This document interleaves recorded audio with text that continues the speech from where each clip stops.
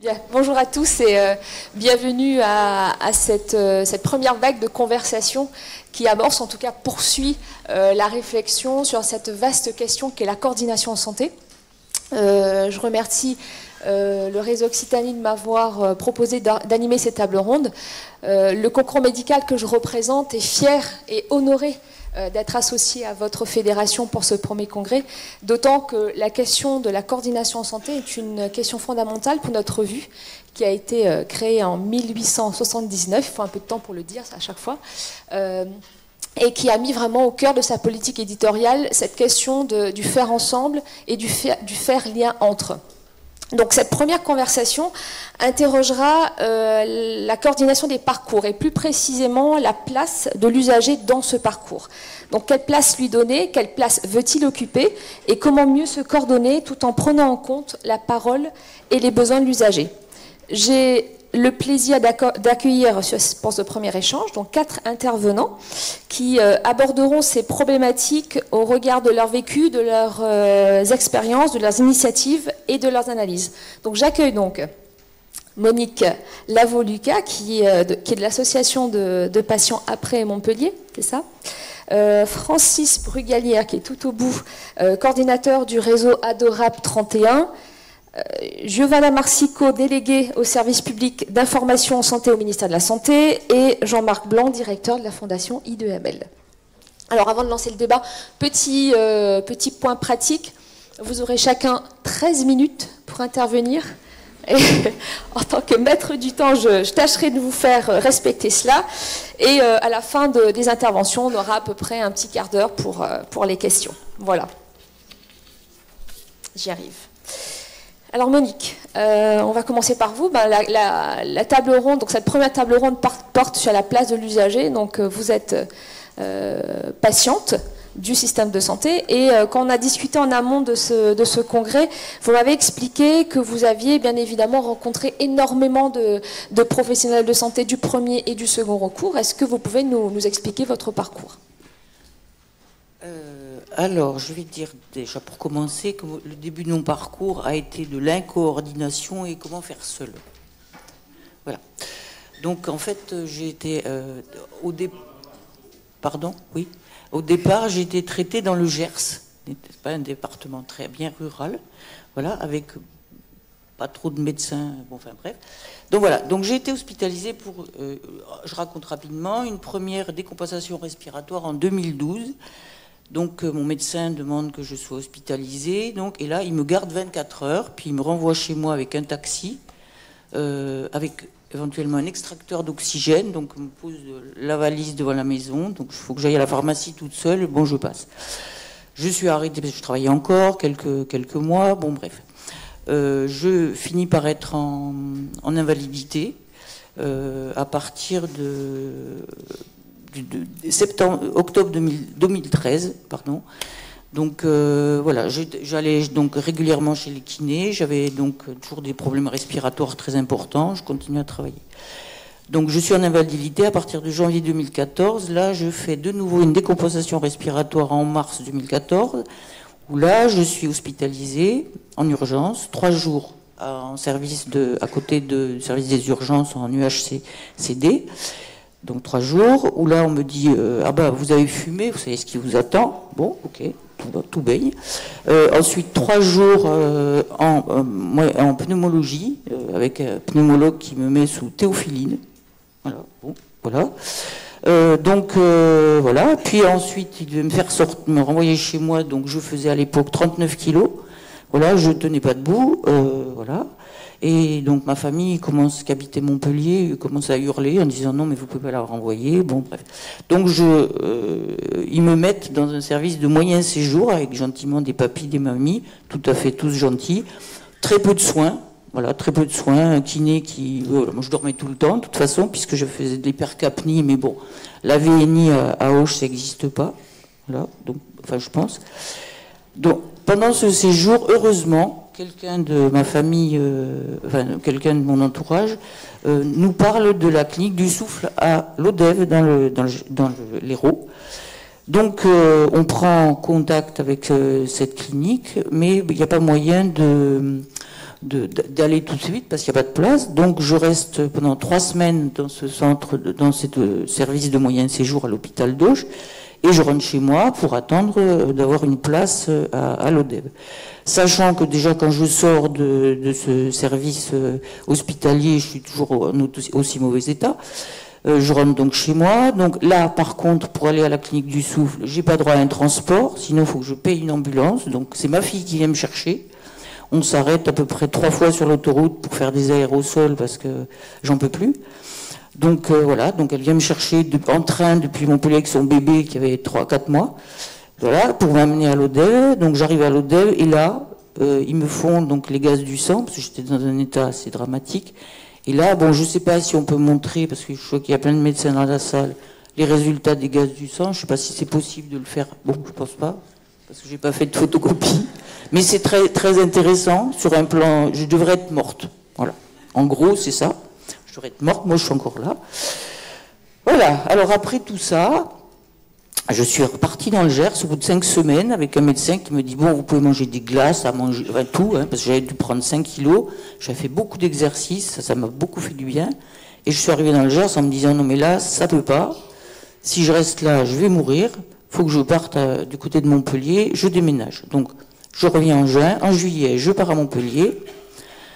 Là, un médecin coordination de l'ODEV m'avait donné le nom d'un pneumologue de Montpellier, donc je prends rendez-vous, je vais chez ce pneumologue, et là, le pneumologue connaissait le réseau R+R, donc coordination.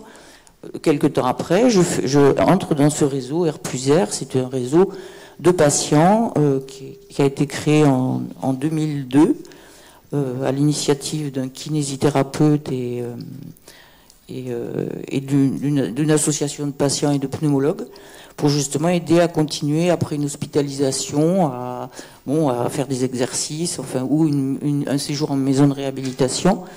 Et donc, voilà, les patients voilà, c'est une association qui existe dans le Languedoc-Roussillon et qui, voilà, j'en parlerai après, voilà. Bon, enfin bref. Donc, alors, une fois arrivé à Montpellier, évidemment, là, ils me mettent déjà à l'ODEV, ils m'avaient mis sous VNI, bien sûr, 24 heures sur 24 quand je suis arrivé pendant 4 jours, parce que je pouvais plus rien faire.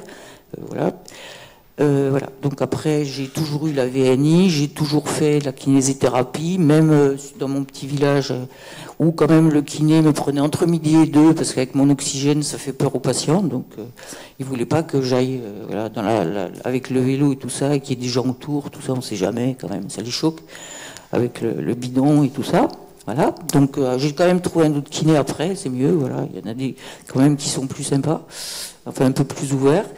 Voilà, donc alors après j'ai fait un coma malheureusement en janvier 2015, un coma hypercapnique bien sûr, où je me suis retrouvé à La Péronie en réanimation, je me rappelle plus quand je suis partie de chez moi, bon, je me suis réveillée à l'hôpital, et là après ils m'ont transféré dans le service de pneumologie Arnaud de Villeneuve, et là, pour la première fois, on m'a parlé éventuellement de greffe pulmonaire.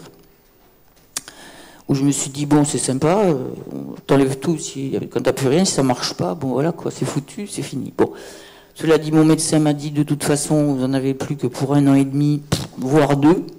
Donc j'ai dit, ben bon, sympa, ça passe ou ça casse, ma foi, on verra bien. Et donc j'ai fait alors tout un tas d'examens, examen à Montpellier, examen, consultation à Marseille, voilà, examen long de la tête aux pieds jusqu'aux orteils, enfin bon tout. Et en fait j'ai été mise sur liste d'attente en août 2016 et j'ai été transplantée le 16 septembre 2016. Donc ça fait maintenant bientôt 3 ans. Voilà, que j'ai la chance de vivre encore. Voilà, et donc je continue à être... Alors j'ai toujours fait beaucoup de kinésithérapie, j'ai bénéficié... Alors après Marseille, j'ai pas eu besoin de faire un séjour de nouveau à l'ODEV ou dans un autre centre comme J1, parce que Marseille envoie souvent à l'ODEV. Parce qu'ils ont quand même vu que j'avais un bon réseau personnel, donc... voilà, de kinés et d'associations, donc ils m'ont laissé rentrer chez moi et voilà, je dois dire que j'ai toujours été quand même malgré mes déficiences, même voilà, manque d'oxygène, ça diminue un peu. Voilà, je pense que j'ai toujours été assez actrice de ma maladie et assez volontaire, et je pense que voilà, j'ai peut-être un instinct de survie. Voilà. C'est mon...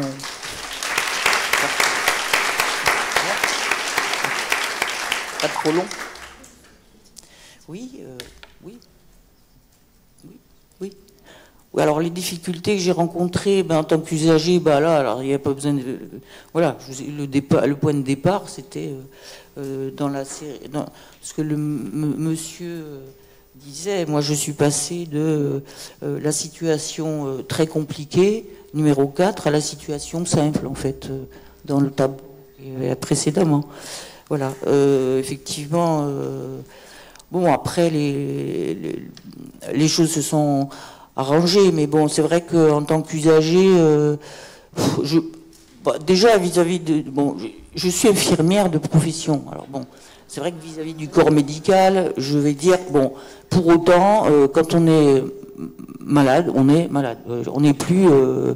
alors j'avais quelques sursauts de mon métier en me disant tiens c'est bizarre, tiens, pourquoi on me donne ça comme médicament, tiens, et au fait ils ont oublié de me faire j'ai pas eu comment dire l'aérosol aujourd'hui, il faut que je réclame, bon enfin bon voilà, ah tiens ils sont pas venus me chercher pour je sais pas quoi, enfin bon voilà, des choses comme ça, mais ça c'était mon métier. Mais c'est vrai que bon, en milieu hospitalier, j'ai toujours trouvé des gens très gentils et voilà, ayant travaillé à l'hôpital, je sais bien ce que c'est d'être surbooké, donc j'étais pas quelqu'un qui était tout le temps avec le doigt sur la sonnette.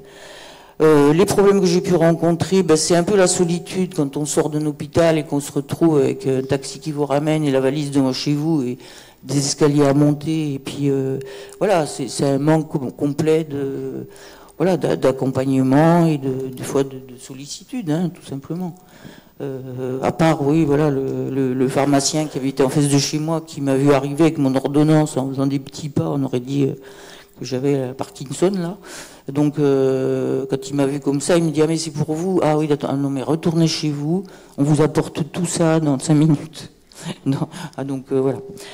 Après, problème, oui, de transport, parce que voilà, se débrouiller toute seule pour trouver, pour aller, ne serait-ce que pour la greffe, je devais trouver un taxi qui m'amenait de Montpellier. On m'avait dit ne venez pas avec votre voiture, parce qu'on vous appelle, ça va être 24 heures sur 24, n'importe quand. Donc on m'a dit, trouvez un taxi. J'ai pris la Bottin et j'ai vu le taxi. Alors 24-24, allô, oui. Ah ben non, mais 24-24, c'est pas vraiment ça, parce que, en fait, oui, c'est marqué, oui, mais en fait, c'est pas vraiment, parce que s'il n'y a pas assez de monde, ou je sais pas quoi, donc on peut pas. Bon, d'accord, deuxième taxi. Allô, oui, non, mais 24-24, c'est pareil. Pour finir, j'en ai fait 10 comme ça. Je dis, mais c'est pas vrai, comment je vais faire, quoi, parce que, je vais prendre ma voiture pour finir. Et puis non, finalement, à Marseille, bon, j'ai trouvé un monsieur taxi lors d'une consultation à Marseille qui, lui, m'a dit, mais si, je viens vous chercher n'importe quand, n'importe comment. Donc, c'est un monsieur taxi agréé par la sécurité sociale. Et effectivement, quand on m'a appelé à 4h moins le quart du matin pour me dire, bon, il faudrait venir parce qu'on a un greffon pour vous, est-ce que vous êtes toujours d'accord? Quelle question. Voilà. Et bien là, j'ai appelé le taxi et effectivement, il est venu, voilà, un quart d'heure après, il était là. Et ça a été une belle rencontre parce que c'est quelqu'un qui m'a accompagné la première fois, qui a fait les trajets pendant toutes les visites et les consultations que j'ai pu faire après la greffe, où j'y allais toutes les semaines. Et c'est vraiment c'était une très belle rencontre. Voilà, parce qu'il a eu voilà. Donc voilà. Après donc les difficultés, oui, quand on rentre chez soi, oui, moi j'avais la mutuelle, donc j'avais droit à 3 heures de ménage quelque temps, donc voilà. Après on se débrouille. Hein. C'est vrai qu'à un moment donné, moi je lavais un bol, j'allais m'asseoir, voilà, parce que j'avais une insuffisance, un emphysème très très grave et voilà, donc je pouvais plus faire grand chose, quoi. Mais bon, je suis quand même lagnac, j'allais quand même faire mes courses, voilà. Enfin, le plus possible, le plus souvent possible, quoi. Je gardais ma petite fille un peu, mais bon, pas trop quand j'avais l'oxygène, parce que si elle se mettait à galoper, je pouvais pas trop courir après, quoi. Voilà. Donc, Monique, vous êtes représentante des usagers au sein du réseau R+R. Pouvez-vous nous présenter ce réseau et nous expliquer comment le soutien et justement la coordination entre les différents acteurs vous ont aidé? Alors déjà, le fait de connaître ce réseau, quand je suis arrivée, donc où j'étais là vraiment en grande insuffisance respiratoire, ça a été très très important. Parce que donc ce réseau, enfin c'est une association donc qui, je disais R+R, et qui a fait en sorte que des patients s'associent dans différents lieux sur le territoire Pyrénées, Aude-Hérault, Lozère, Gard. Voilà, donc ce sont des patients qui se sont associés avec comme grand chef l'association, donc le réseau R+R, et qui font donc des séances d'activité physique adaptée avec des marches.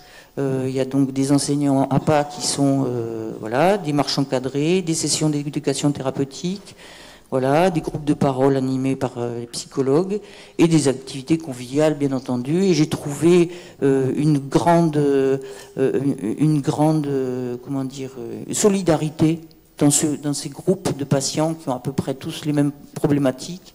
Beaucoup de solidarité, beaucoup d'amitié. Et c'est un endroit où on peut parler ou ne pas parler de ce qui nous préoccupe, de notre pathologie, sans dire encore, tu vas nous parler. Oui, bon, on le sait que t'es essoufflé. Voilà. Bon, bref. Donc c'est vrai que c'est quand même un endroit qui est. Voilà, j'ai rencontré des amis, moi qui arrivais à Montpellier, qui ne connaissaient personne, et voilà, et on peut se voir même des fois en dehors et voilà. Et ça a été extrêmement important, un grand soutien. Même quand j'ai été opérée, il y avait une des personnes qui faisait le lien entre l'hôpital de Marseille, enfin on se téléphonait, après elle donnait des nouvelles au groupe. Voilà, et c'était vraiment... c'est très sympathique. Ouais, j'avoue que... Alors maintenant, j'ai eu envie aussi, maintenant que j'allais mieux, de m'occuper de ceux qui arrivent et tout ça. Donc de prendre un peu des galons. Hein. Alors, j'ai pas les chevilles qui gonflent, parce que je suis en insuffisance rénale un peu avec le traitement, mais c'est bon. Donc du coup, j'ai pris j'avais des idées pour les marches, de pouvoir faire venir aussi les gens qui respirent très mal comme moi j'étais, donc pas seulement ceux qui sont encore bien sportifs. Voilà, donc plein de choses comme ça cette année. Voilà. Très bien, merci beaucoup Monique. Merci pour ce témoignage et pour ce bel exemple de courage. Merci.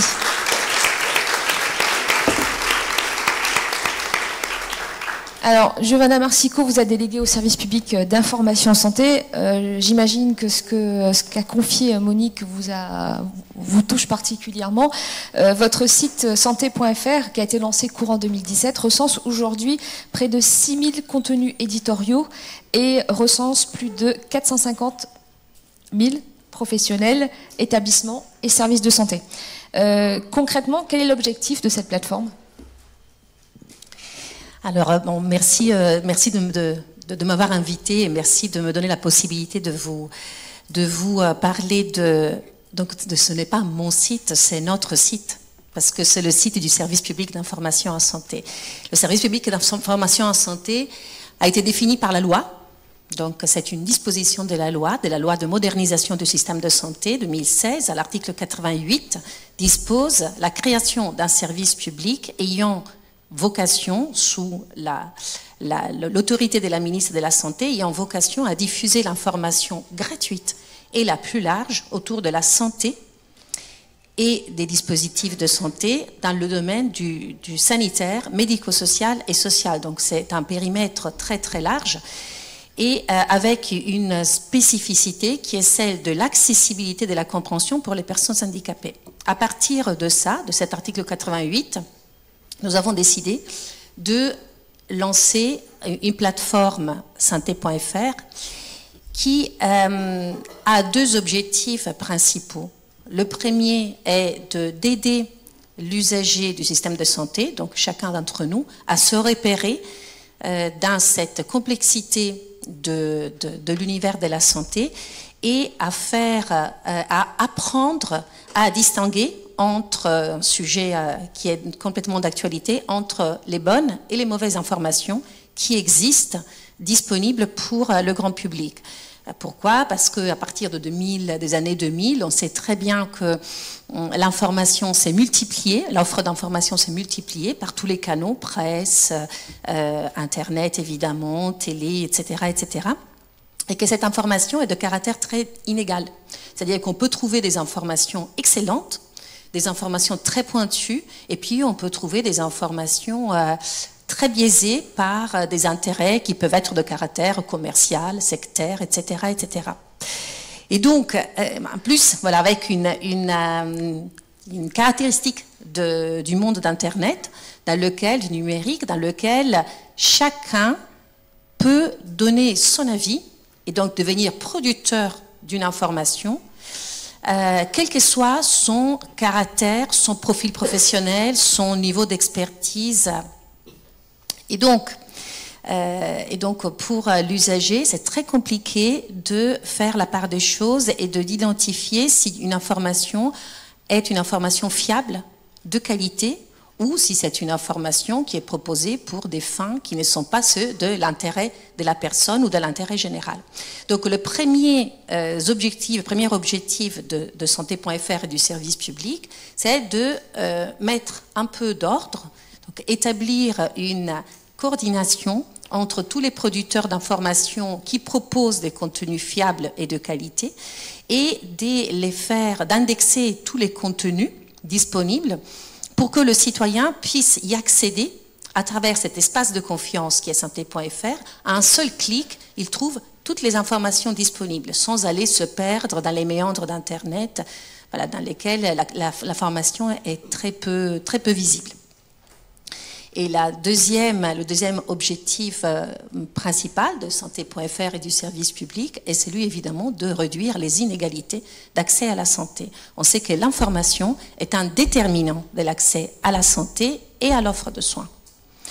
Et ce n'est pas pour rien qu'on est tous ici aujourd'hui. On sait aussi que la complexité du système fait que pour le citoyen, rentrer dans un parcours de santé est extrêmement difficile. Voilà, l'expérience de Monique en est un exemple très clair. Et encore, on parle d'une situation très complexe, mais même dans les situations les moins complexes, les difficultés existent. Alors, on sait très bien qu'en France, les citoyens ont un degré de confiance très, très important vis-à-vis des professionnels de santé. Et donc, pour les pouvoirs publics, les professionnels de santé sont des alliés incontournables, parce que c'est grâce aux professionnels de santé qu'on peut établir tout ce suivi du parcours. Néanmoins, aujourd'hui, les citoyens sont habitués aussi à rechercher leur information, à essayer de se débrouiller, essayer de trouver des pistes, à évaluer, à chercher l'expérience des pairs par IRS, donc des autres personnes qui ont eu la même expérience, et la création des associations et la participation des associations a un dit long à propos de ça. Et donc, le but est encore une fois de pouvoir mettre les citoyens en condition de identifier la bonne information et le bon soin autour d'eux, quel que soit le moment de difficulté ou d'interrogation dans lequel ils se trouvent. Donc pour cela, santé.fr croise deux grandes fonctionnalités. La fonctionnalité de l'éditorial, donc la bonne information, l'information de qualité fiable et accessible, ça c'est de la feuille de route, pour que toutes nos informations soient réellement accessibles à toute personne, quel que soit son niveau de littératie en santé. Et la deuxième fonctionnalité, celle de la géolocalisation. Donc je suis dans un lieu, je suis dans le Tarn, je suis à Albi, et je trouve toute l'offre de soins et de services en santé, santé et médico-sociale autour de moi. Alors bien évidemment, si vous testez à un temps réel santé.fr, vous ne trouverez pas tout.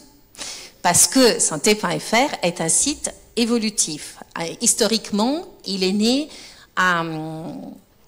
déjà en 2013 sous l'égide de l'Agence régionale de santé Île-de-France. À l'époque, c'était la volonté du directeur général, de Claude Evin, de offrir l'information la plus pertinente sur l'offre de soins aux citoyens, aux usagers franciliens. Et en fait, on s'est rendu compte que ce dispositif faisait ses épreuves et le ministère a décidé, lors de l'émanation de la loi de modernisation du système de santé, de s'appuyer sur un dispositif déjà existant pour pouvoir l'élargir, le mutualiser à tout le territoire français. Mais évidemment, à l'époque, il s'agissait d'un tout petit projet, même si en Île-de-France avait un certain relief, mais c'était petit par rapport au territoire français. Donc il a fallu intégrer région par région, l'élargir à tout le territoire national en s'appuyant sur des bases de données fiables comme les répertoires opérationnels des ressources, l'RPPS, l'annuaire d'Amélie, etc., etc. Et donc, on a réussi à atteindre la couverture du territoire national à fin juin. Donc, on est opérationnel sur tout le territoire national à partir du 1er juillet 2019. Mais on est très très loin d'avoir atteint le niveau d'exhaustivité qu'on souhaite, parce qu'en fait, nous sommes partis du parti pris que ce projet ne pouvait pas être accouché, et donc réfléchi et accouché dans les murs de l'avenue Duquesne à Paris. Ce n'est pas un projet francilien. Ça ne pouvait pas rester uniquement conçu par les décideurs, par l'organisation des soins. Il fallait que ce projet soit porté par les usagers, par les destinataires. Donc pour cela, on a eu besoin de tester les usages, d'analyser les champs de recherche, de créer un laboratoire, le labsanté.fr, qui permet à tout usager de devenir bêta-testeur du site, de nous indiquer l'évaluation des fonctionnalités, de nous proposer des suggestions, de faire émerger des besoins. Et également, chaque page du site a des widgets de retour qui permettent, avec des champs ouverts, pareil, d'évaluer, de nous dire ce qui va et ce qui ne va pas. Une fois qu'on a le retour des usagers, il faut se mettre en œuvre, il faut se mettre en adéquation, et donc on a derrière des développeurs qui travaillent dans un mode agile et qui nous donnent la possibilité de faire évoluer notre cahier de charges mois par mois.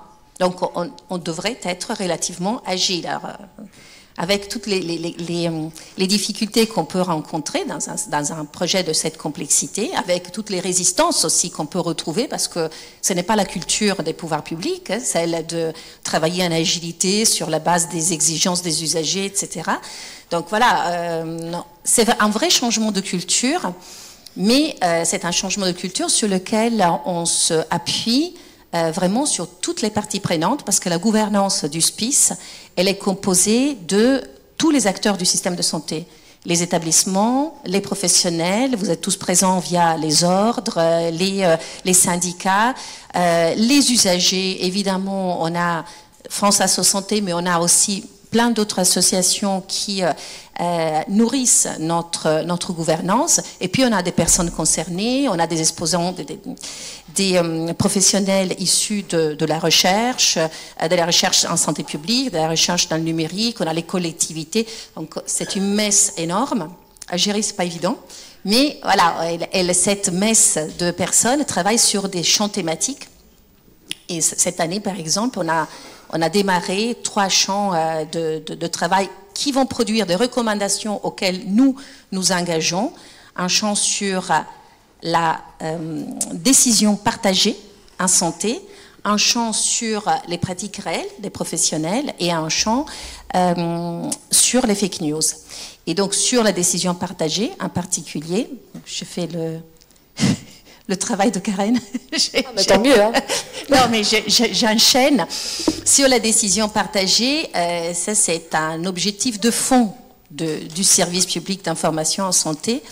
Le but final de ce service est que chaque citoyen puisse monter en compétence et devenir de plus en plus conscient, éclairé, et donc de grandir son champ d'empowerment pour pouvoir mener des choix éclairés. Des choix éclairés en anticipation dans une situation de maladie, donc tout ce qui concerne la prévention. Et pour ça, on a mis en place, par exemple, une fonctionnalité qui s'appelle « J'agis pour ma santé », qui permet d'avoir simplement en renseignant âge et sexe toutes les informations de prévention relatives à un moment précis de la vie. Et puis, dès qu'on rentre dans un parcours de soins, ben, là aussi, tout l'intérêt d'avoir la bonne information, c'est de pouvoir avoir un échange riche, éclairé et conscient avec l'équipe thérapeutique, l'équipe de soins qui nous accompagne pour pouvoir permettre de prendre en compte dans les choix qui sont proposés et dans toute la période d'accompagnement, les valeurs, les besoins qui sont les besoins personnels. Monique a parlé de sa petite nièce ou de petite fille. Elle a parlé des difficultés dans les transports. Le but pour nous est de partir des situations de vie pour pouvoir tracer tous les parcours dans lesquels les patients ou les usagers peuvent se retrouver et les accompagner dans cette démarche. Et pour cela, et je termine, on a un vrai besoin de votre soutien, de votre aide en tant que professionnel de santé ou éducateurs sociaux, professionnels du terrain. Donc vous êtes tous les bienvenus à nous faire remonter vos besoins pour qu'on puisse les intégrer, évidemment, imprégner les usagers du système de santé. Merci. J'ai une petite dernière question. Comment parvient-on à concilier une information qu'on voudrait lisible, fluide, avec un parcours de soins qui est souvent compliqué, voire très complexe? Justement, alors le point de départ était de s'appuyer sur l'existant. On n'a pas souhaité repartir de zéro avec la création d'une plateforme nouvelle type NHS ou autre chose. On a des acteurs qui sont très pertinents, très experts en France, et il fallait donc s'appuyer sur leur production. Et en fait, chaque acteur de l'information en France couvre son périmètre. Et donc, on voit bien qu'on a des trous dans la raquette, on a des superpositions, parfois des contradictions. Et puis, toutes ces productions de contenu, d'information ne sont pas forcément justement adaptées aux situations complexes, aux situations populationnelles. On a évoqué, l'ARS Occitanie a bien évoqué, pour moi c'était les mots-clés, toute cette difficulté de passer d'une logique d'organisation à une logique populationnelle. Donc, ce que nous faisons, ce que nous essayons de faire, justement en nous appuyant sur les acteurs du territoire, les agences régionales de santé en premier, mais on souhaite que les agences régionales de santé s'entourent des partenaires sur le territoire, usagers et professionnels, c'est de nous aider, encore une fois, à retracer à partir des cas d'usage toute la richesse d'informations et l'organiser dans des parcours qui soient des parcours accessibles, compréhensibles, visibles et surtout accessibles à toute personne, quel que soit le besoin spécifique de la personne. Donc, dans nos travaux, par exemple, on sollicite les associations de représentants de publics en précarité, Emmaüs, les associations qui travaillent avec les personnes âgées, les associations qui travaillent avec les migrants, parce que on est bien conscient du fait que l'information est d'autant plus nécessaire à ceux qui en sont le plus éloignés, et elle est d'autant moins nécessaire à ceux qui ont à des niveaux socio-professionnels qui permettent effectivement de se débrouiller, de se repérer dans cet univers assez complexe. Merci beaucoup.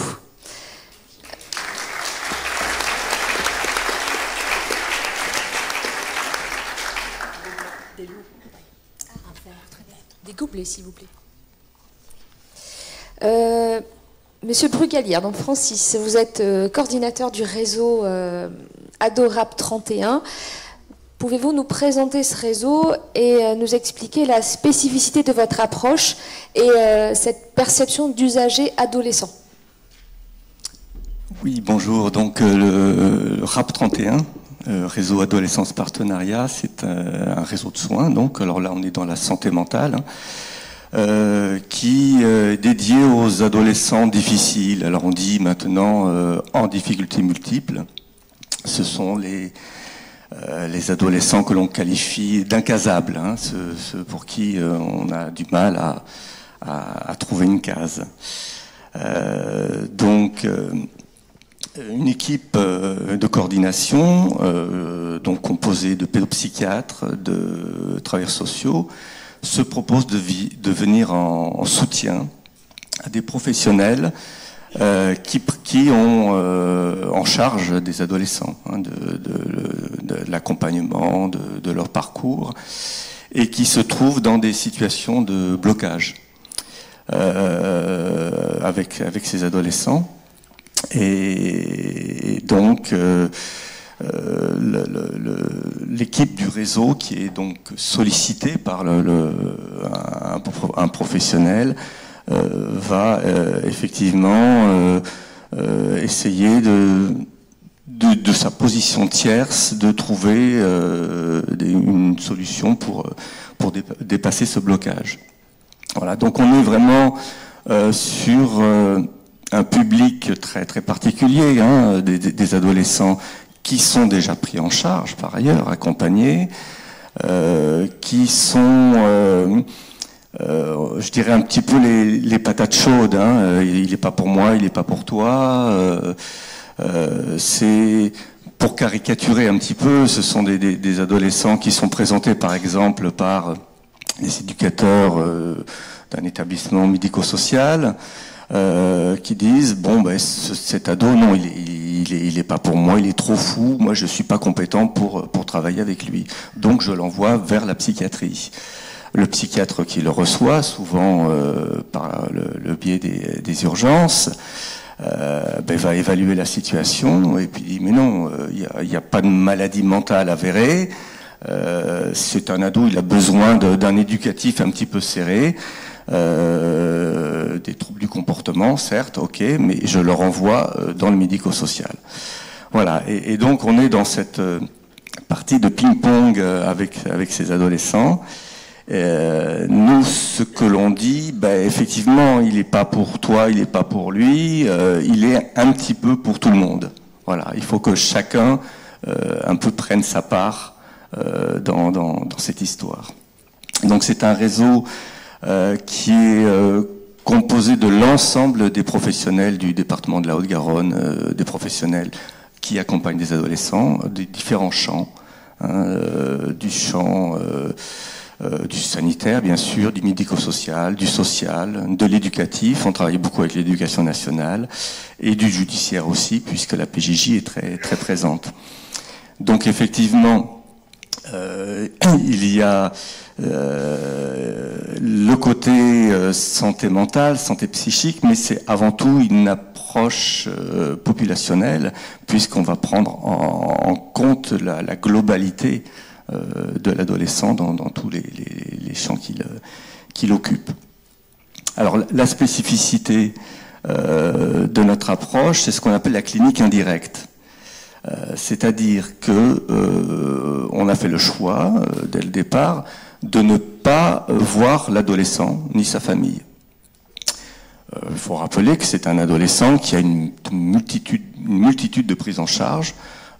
Quand il arrive dans le réseau, quand il est inclus, il a déjà vu 3-4 psychiatres, il a fait une dizaine de familles d'accueil, des établissements, etc. On ne veut pas en rajouter une couche, et surtout on ne veut pas se présenter en tant que nouvel expert qui va donner son diagnostic. La clinique indirecte, bon, déjà, par contre, la première chose, c'est on demande l'autorisation. Celui qui nous saisit va demander l'autorisation parentale, le consentement éclairé du jeune. Il sait que sa situation va être discutée, étudiée au sein du réseau avec tous les professionnels qu'il a pu connaître, qu'il connaît et qu'il a pu connaître. Et la clinique indirecte, ça veut dire qu'effectivement, on va proposer à tous ces professionnels soit un éclairage clinique, quand effectivement ça manque un petit peu dans la perception que peuvent avoir les éducateurs, les soignants de tout ordre, soit parfois une coordination quand celle-ci fait défaut ou quand il y a effectivement beaucoup de partenaires autour de la situation, mais qui n'arrivent pas à travailler ensemble, qui n'arrivent pas à s'entendre, qui peuvent se faire des reproches les uns les autres, et qui sont victimes, je dirais, des clivages qui sont souvent, malheureusement, engendrés par le comportement même de l'adolescent et parfois celui de sa famille.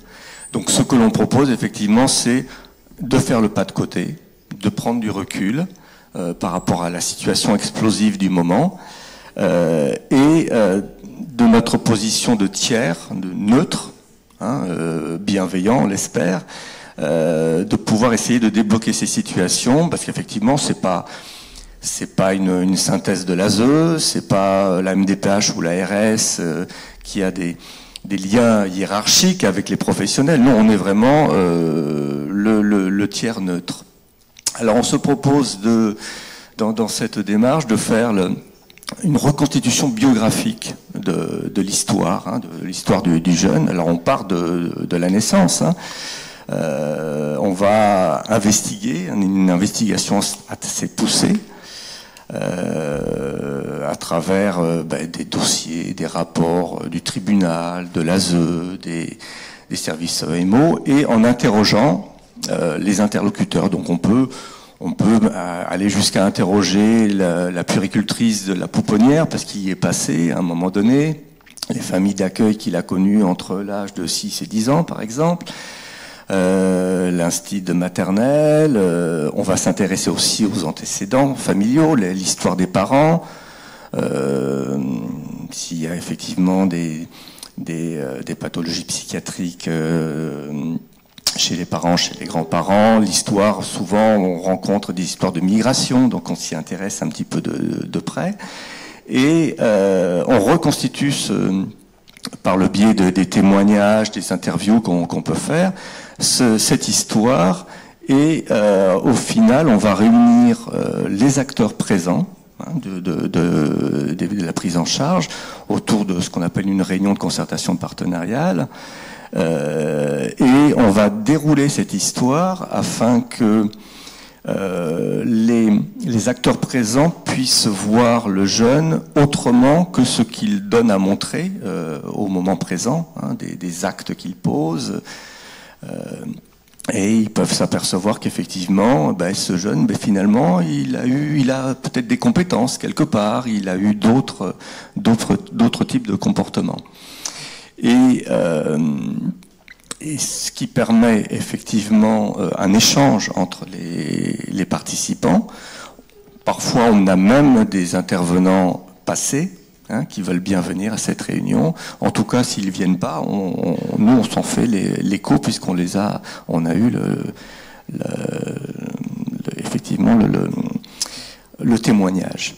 Et à l'issue de cette réunion, tous ensemble, encore une fois, c'est pas l'équipe de coordination qui va donner des indications, mais dans la mesure où on a remis un récit autour de ce jeune, ce n'est plus un problème, mais c'est aussi un jeune qui a une histoire. On va essayer de dépasser ces blocages et d'inventer quelque chose d'autre, une nouvelle prise en charge. Donc, si j'ai bien compris, vous ne rencontrez jamais le jeune et sa famille. Voilà, c'est ce qu'on appelle effectivement la clinique indirecte. On est en soutien aux professionnels. Et cette coordination que vous proposez entre les différents acteurs, est-ce que cela répond à une vraie demande territoriale en santé mentale ? C'est-à-dire que le RAP est né effectivement d'une demande de constat, donc notamment des 3 chefs de secteur de pédopsychiatrie. La Haute-Garonne est divisée en 3 secteurs de pédopsychiatrie, qui s'apercevaient qu'il y avait effectivement un manque de coordination dans les prises en charge des adolescents.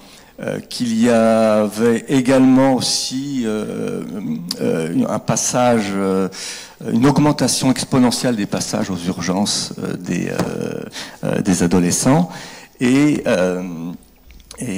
donc il y avait un problème en amont. Également, parallèlement, des médecins généralistes s'étaient réunis autour de cette problématique des adolescents, avaient monté un programme, on dira, qui s'appelait Riscado, qui permettait de venir en soutien à leurs confrères qui pouvaient rencontrer des difficultés d'incompréhension sur le comportement des adolescents. Donc ces deux réflexions se sont réunies pour créer le RAP 31. Et est-ce que finalement cette coordination permet d'éviter, entre guillemets, une surconsommation de soins? Une surconsommation de soins, je ne sais pas, mais en tout cas, cette coordination permet d'inventer de nouvelles formes de soins, puisqu'on voit que tout ce qui avait été mis en place avait échoué. Donc on est dans du bricolage, on est dans de l'invention, d'accompagnement des adolescents, où on essaye de s'adapter à ce qu'il montre, ce qu'il nous fait voir, plutôt que de l'adapter à un système de soins. Et donc toute la finesse de cette coordination, c'est de pouvoir accompagner l'adolescent dans ses dérives, de faire en sorte qu'il ne se fasse pas trop mal. Mais on sait très bien qu'on ne lui trouvera pas de case, hein, et donc c'est cet accompagnement sur les bords. Alors on est souvent, des professionnels sont souvent aux limites de leur mission. Ils sont obligés toujours de déraper un petit peu pour faire en sorte qu'ils ne se fassent pas trop mal. Merci beaucoup.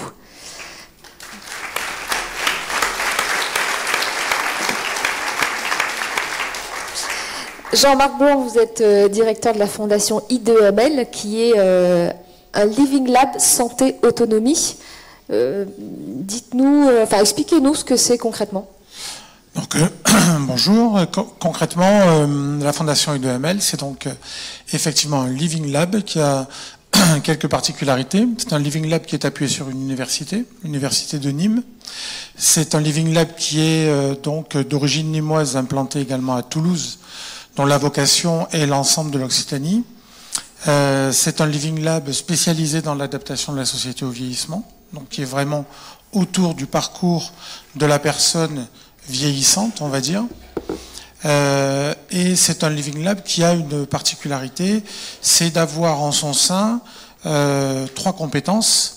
Des compétences autour de la nutrition, des compétences autour de la technologie, avec des ingénieurs des mines, et des compétences autour de la psychologie sociale, donc avec des docteurs en psychologie sociale, des docteurs en psychologie cognitive, des docteurs en psychologie environnementale et des docteurs en neuropsychologie.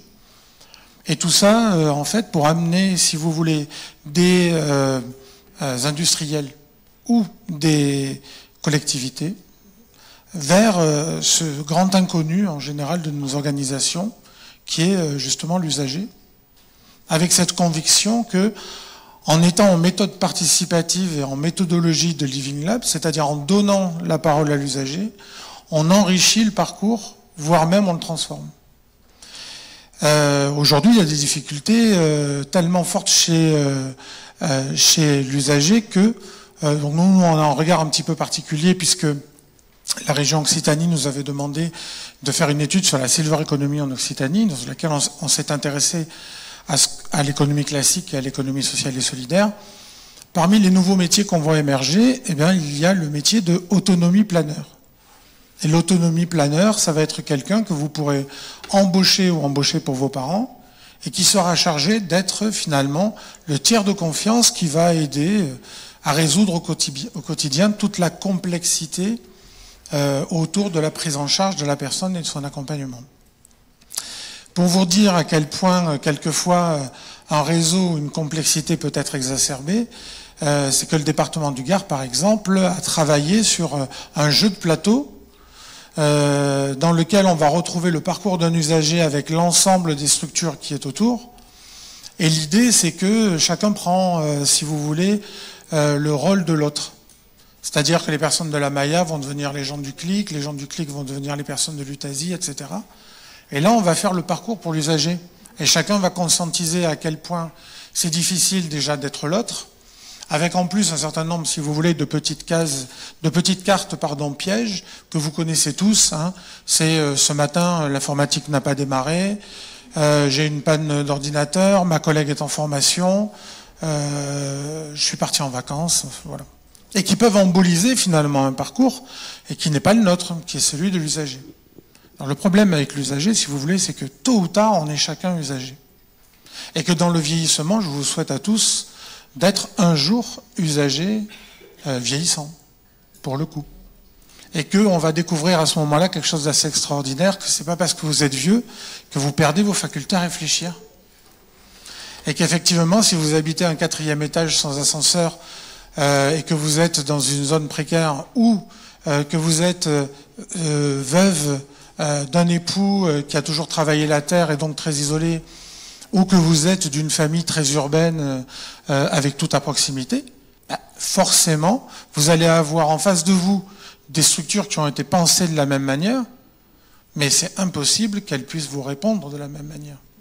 Et aujourd'hui, il faut aller rechercher ça, c'est-à-dire partir de la conviction que l'usager dont vous vous occupez, c'est lui dans sa chair qui vit soit son âge, soit sa pathologie, et qu'il a donc une intelligence, il a donc une expertise qui doit venir bouleverser vos organisations. Et juste pour finir, on se dit souvent que la complexité vient de la sédimentation des organisations. Mais hélas, quelquefois, la complexité, elle vient même de l'organisation elle-même. Et le nombre de fois où vous utilisez sur le même parcours des logiciels qui ne sont pas interopérables et qui font qu'à l'intérieur d'une même structure, vous allez perdre de l'information alors que vous parlez tous de la même personne, rien que ça, c'est déjà un problème. Et ça, ce sont les usagers, si vous voulez, professionnels ou finaux, qui nous le font remarquer.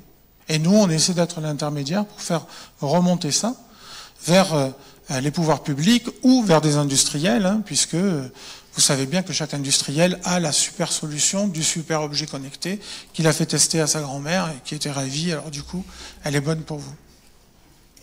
Et comment votre approche, qui finalement s'éloigne de la prise en charge traditionnelle, on va dire, en tout cas l'approche traditionnelle des soins, permet une vraie coordination entre les différents acteurs ? En fait, déjà, on est humble, si vous voulez. On n'a pas la prétention, on a des parcours tous un petit peu particuliers. Moi, je viens de la santé puis du médico-social. On est très humble. Parce que pour avoir dirigé des entités médico-sociales, on n'est pas là, si vous voulez, pour faire la leçon. Parce que tout le monde veut bien faire dans la coordination. Mais on a cette espèce d'atavisme en France, vous savez, où quand on se dit, bah tiens, alors le Sputz marche pas, le FRIP non plus et le CLUG non plus, alors on va créer le Schmutz. C'est-à-dire qu'on superpose plutôt que de se dire, mais bon sang, pourquoi ça marche pas?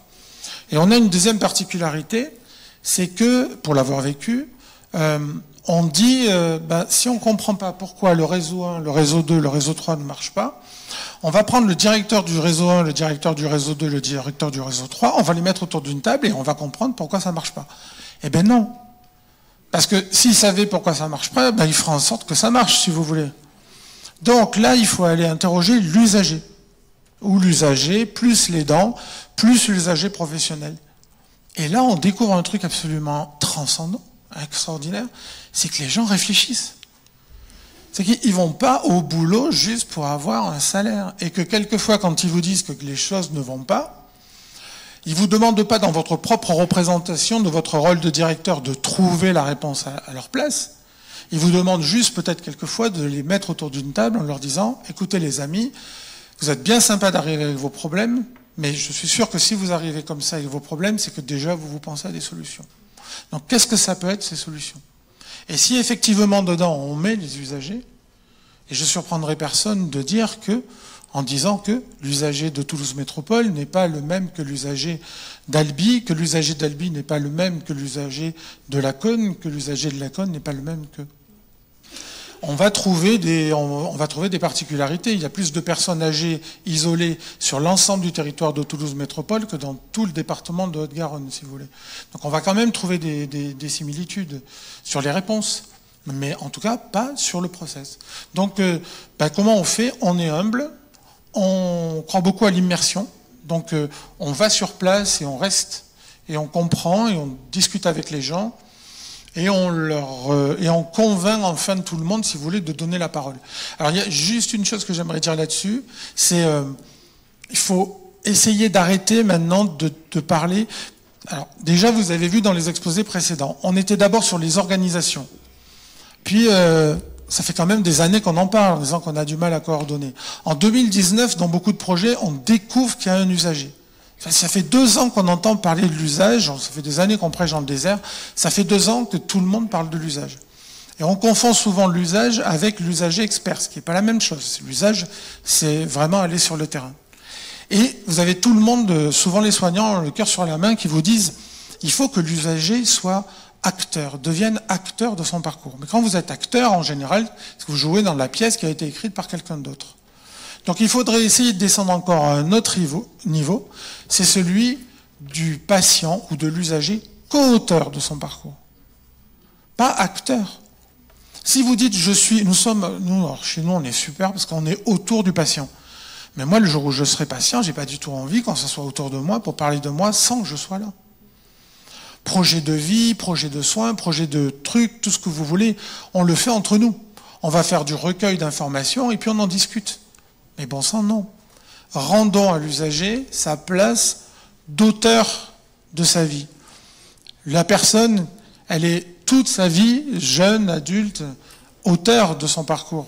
C'est pas parce qu'elle va être malade ou c'est pas parce qu'elle va être vieille qu'on doit lui dénier ce droit et qu'on doit, du fait de nos fonctions, le lui enlever.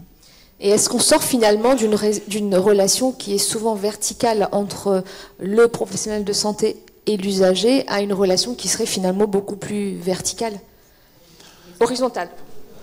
Ouais. Mais c'est pas simplement, si vous voulez, une relation qui concerne les humains. Ça, on va retrouver le même problème avec aujourd'hui la manière dont on vous vend la technologie. La technologie, elle ne devient pas un outil en faveur de l'usager, elle devient un outil au service de l'organisation. Donc c'est une autre manière de considérer les choses. Et tout à l'heure, Giovanna a employé le mot d'empowerment, on est bien là-dedans. Et puis alors, vous allez voir avec les générations qui arrivent.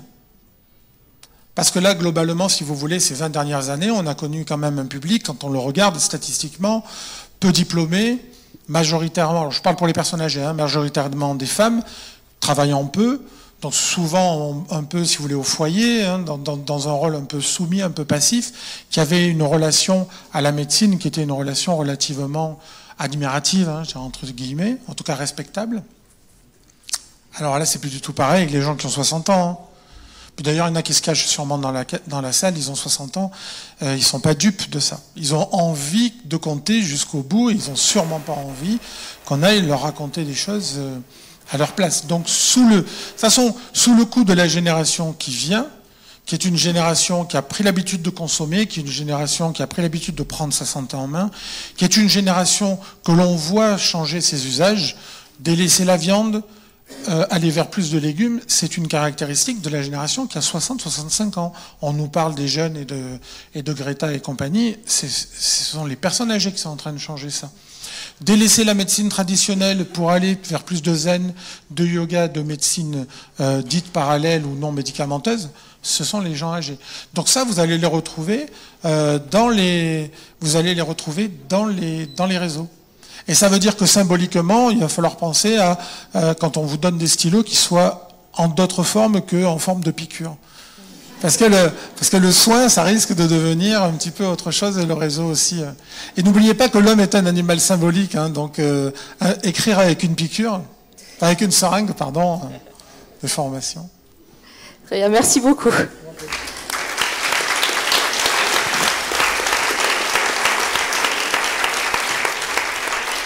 Alors, on a quelques minutes pour les questions. S'il y en a dans la salle, ne soyez surtout pas timides.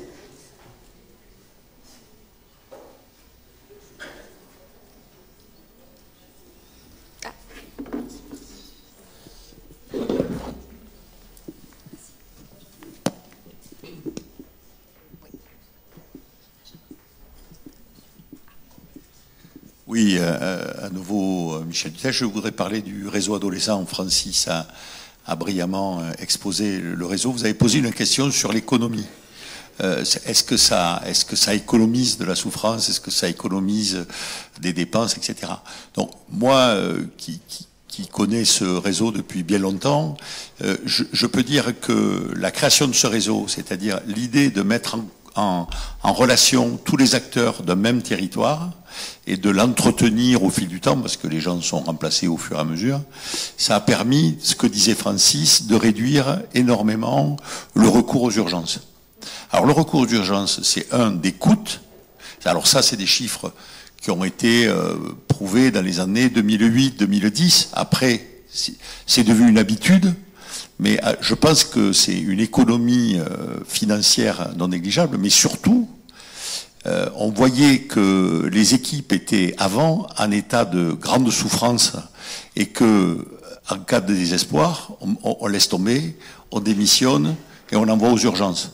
C'est un peu d'ailleurs ce qui se passe sur les actes non programmés, pour lesquels peut-être il y a beaucoup plus d'autres choses à dire que ce qu'on entend aujourd'hui sur les actes non programmés. Mais, si vous voulez, au point de vue des équipes professionnelles qui encadrent ou qui sont en responsabilité vis-à-vis d'adolescents en grande difficulté, il est clair que le RAP a un effet qui prévient et adoucit l'usure professionnelle. Et ça, c'est un bénéfice qui n'est malheureusement pas, enfin moi je ne suis pas très compétent en ce genre de choses, qui n'est pas quantifiable, mais il est inscrit dans un territoire, il est inscrit dans une culture pluriprofessionnelle, et donc il est efficient. Merci. Merci beaucoup. Est-ce qu'on a le temps pour une question, voire deux? Je vais me lever parce que... Oui, bonjour. Marie-Claude Millot, présidente de l'URPS de Corse. J'aimerais savoir comment vous avez procédé pour interroger les usagers de plus de 70 ans, parce que enfin, je pense que dans toutes les régions c'est un peu comme ça, au niveau informatique, ils n'ont pas forcément l'envie et l'accès à Internet.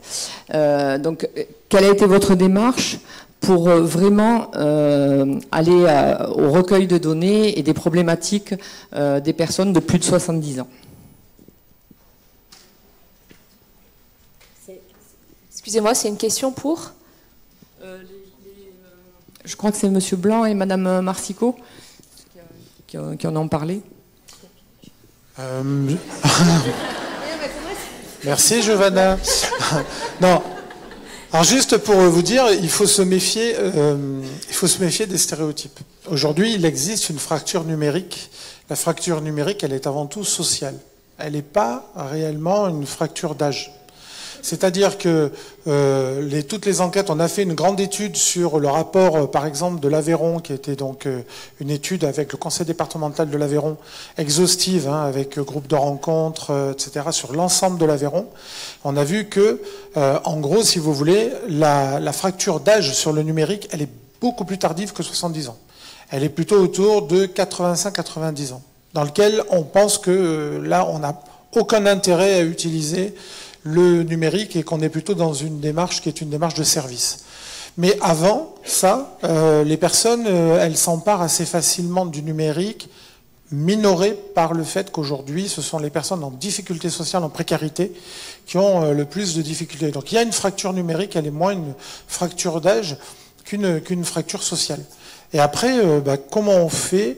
Alors, souvent les gens nous disent, mais comment remettre il va y avoir là, des actions qui vont être justement lancées pour aider les personnes, si vous voulez avoir accès au numérique. On s'en rend compte aujourd'hui que le numérique est très largement répandu et que quand en général les personnes ne l'utilisent pas, c'est parce qu'elles sont devant un nouvel apprentissage de quelque chose qui est nouveau. Et donc là, il faut se rendre compte de deux choses, c'est qu'on nous dit les personnes âgées ont plus de mal à apprendre le numérique que les autres. Ben, rappelez-vous quand vous avez essayé de faire vos lacets à vos chaussures, le temps que ça vous a pris, donc c'est pas forcément vrai. Et puis on vous dit avec une certaine certitude, les vieux nous font rigoler avec le numérique, quand nous on sera vieux, au moins c'est sûr, on maîtrisera ça vraiment bien. Sauf que quand vous serez vieux, le numérique aura tellement changé que de toute façon, vous serez aussi inadapté et qu'il faudra une remise à niveau. Donc, si vous voulez recueillir l'avis des personnes autour du numérique, c'est en général, soit elles maîtrisent, et donc du coup, elles le font avec leurs propres outils, soit elles peuvent avoir un peu de mal, et il suffit vraiment d'expliquer, puis après ça fonctionne, et elles deviennent assez vite accros du moment que vous répondez à un besoin. Ça, c'est de manière systématique. C'est du moment que vous avez répondu à leurs besoins, et qu'elles découvrent des chats, des sites sur lesquels elles vont vite au numérique. Alors, je complète. Donc, d'abord sur la question d'idées reçues ou simplement de représentation. Effectivement, nous, ce qu'on a constaté, c'est aussi que les personnes âgées de grand âge, parce qu'encore une fois, les soixantenaires, désolé, ce n'est pas encore âgé et ce sont des personnes qui ont l'habitude. Puis ça dépend beaucoup effectivement de la fracture sociale. On voit très bien un homme de 85 ans qui a été avocat et qui depuis 30 ans utilise Internet, il n'a pas de difficulté supérieure à un jeune de 25. Mais effectivement, donc les personnes âgées celles à un grand âge peuvent être aussi épaulées par la famille, par les proches, par leurs médecins, par les éducateurs. Donc nous, on fait le pari aussi que nos outils puissent être adaptés pour la personne âgée en passant à travers des médiateurs. Et en ce qui concerne la méthode, donc comment nous, on fait un examen, une analyse des besoins. Effectivement, on fait des enquêtes utilisateurs et on va sur le terrain, on va dans les EHPAD, on s'appuie sur nos partenaires, la CNSA, la Croix-Rouge, et on va vraiment sur le terrain. Alors, à différence de Jean-Marc, où il y a des vrais chercheurs derrière, nous, pour l'instant, on est encore relativement artisanaux. Donc c'est mon adjointe qui est la responsable de toute l'ergonomie et des évolutions web de santé.fr qui va sur le terrain et qui analyse. Mais ma volonté est celle justement d'opérer des ponts avec la recherche et de mettre des équipes parce que désormais le service public a 3 ans, il a été lancé en 2017, mis en ligne en 2017. Et il commence à être effectivement un terrain d'études intéressant. Donc le but est aussi d'évoluer. Mais en tous les cas, la volonté n'est pas celle, encore une fois, de rester à l'avenue du Ken et se dire faisons une réunion et voyons ce que le père de l'intel ou la grand-mère de ma collègue voisine de bureau peut avoir testé dans son expérience. Non, c'est vraiment d'aller dans les lieux où les gens se retrouvent. Voilà.